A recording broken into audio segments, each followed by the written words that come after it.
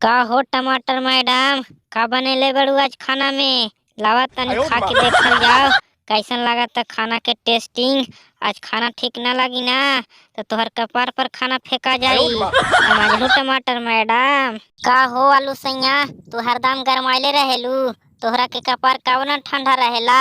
आवा आज पहले तोहरा के कपार ठंडा करी।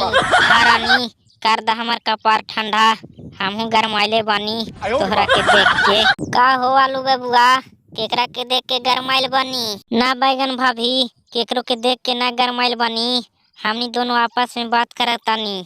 का हो टमाटर? का जी आलू सैया, कैसन बनल बा खाना? मजा आइल ने खाना खाए में? हाँ टमाटर जी, खाना तो अच्छा बनल रहे, खाना खाए में मजा आ गईल।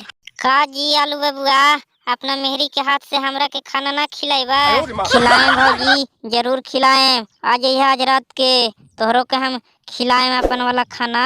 भौजी लार ना चुआवा। दोस्तों, अगर वीडियो अच्छा लगा हो तो प्लीज लाइक और सब्सक्राइब जरूर करें।